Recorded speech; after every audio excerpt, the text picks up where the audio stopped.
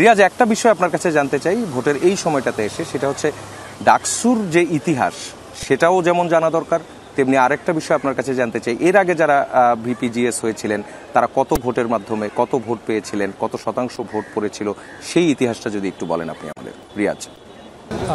সাফা, এইটি আমি যদি একটু শুরু করতে চাই যে কদিন আগে একজন শিক্ষার্থীর বক্তব্য সামাজিক যোগাযোগ মাধ্যমে ভাইরাল হয়েছিলেন। তাকে জিজ্ঞেস করা হয়েছিল আসলে ডাকসু কি।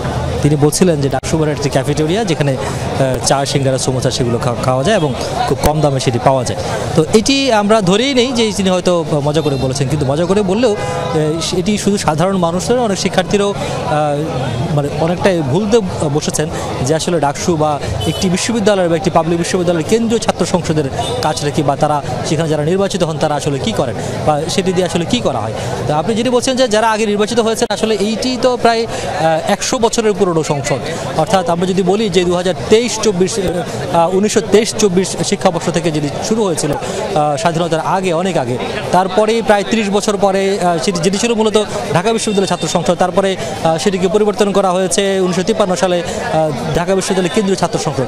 সেই যে যাত্রা শুরু, তারপরে অন্তত 50 প্রায় 52 বছর বয়স হয়েছে এই কেন্দ্রীয় সংসদের। সেখানে নির্বাচন হয়েছে 37 বার, এবং যদি বলি আমরা স্বাধীনতার পরে নির্বাচন হয়েছে অন্তত 7 বার। এটি নিয়ে 8মবারের মতো নির্বাচন হচ্ছে। সাফা, আমি আপনার থেকে একটু সময় চেয়ে নেব। তার আগে, অর্থাৎ এর আগে নির্বাচন হচ্ছে 6 বছর আগে, 2019 সালে।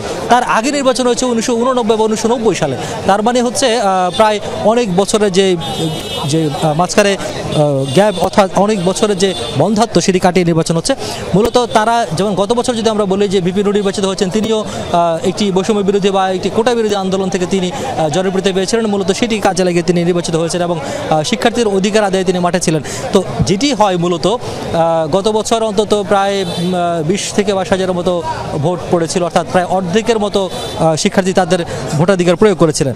তো এইবারও আশা করছেন যে সেই ধরনের তো হতে পারে। তবে আরেকটি বিষয় যে মূলত যারা নির্বাচিত হবেন তাদের কাজই হচ্ছে শিক্ষার্থীদেরকে নিয়ে, শিক্ষার্থীদের মধ্য থেকে নেতা নির্বাচিত হন, এবং সেই নেতারা শিক্ষার্থীদের যে অধিকারগুলো রয়েছে, বিভিন্ন সমস্যাগুলো রয়েছে বিশ্ববিদ্যালয়ের, সেই বিশ্ববিদ্যালয় কর্তৃপক্ষের সঙ্গে শিক্ষার্থীদের একটি যোগসূত্র তৈরি করেন। এই যে রিয়াজ, আপনি একটু থাকবেন আমাদের সঙ্গে, আমরা আবারও ফিরবো আপনার কাছে। আপনার এই তথ্যগুলো খুব গুরুত্বপূর্ণ।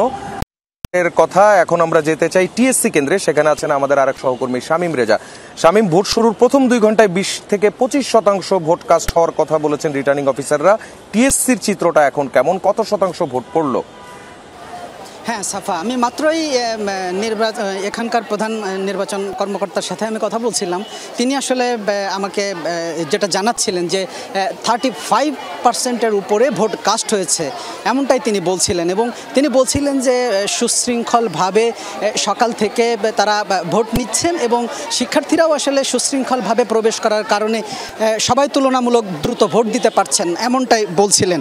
একটু এখানকার চিত্রটাও যদি দেখাতে চাই, সকাল থেকে আসলে যেমন দীর্ঘ লাইনে শিক্ষার্থীরা দাঁড়িয়েছিলেন, এখনও আসলে ঠিক তেমনই দৃশ্য। সেই দীর্ঘ লাইনে এখনও দাঁড়িয়ে আছেন এবং সুশৃঙ্খলভাবেই আসলে তারা ভেতরে প্রবেশ করছেন। এবং শিক্ষার্থীরাও বলছেন যে দীর্ঘ 6 বছর পর আসলে ডাকসু হল সংসদ নির্বাচন অনুষ্ঠিত হচ্ছে, আর এই নির্বাচনকে কেন্দ্র করে পুরো ক্যাম্পাস জুড়েই আসলে ঈদের আমেজ বিরাজ করছে, এমনটাই তারা বলছেন। এবং তারা বলছেন যে এখন পর্যন্ত আসলে ভোটের যে পরিবেশ তাতে তারা সন্তুষ্ট এবং সুশৃঙ্খলভাবে তারা ভোট দিতে পারছেন। এবং তারা বলছেন যে যেই নির্বাচিত হোক সেটা শিক্ষার্থীদের প্রতিনিধি হয়েই কাজ করবেন, এমনটাই বলছেন তারা। শামীম, ধন্যবাদ আপনাকে। ভোটের আমেজটাই আসলে এমন।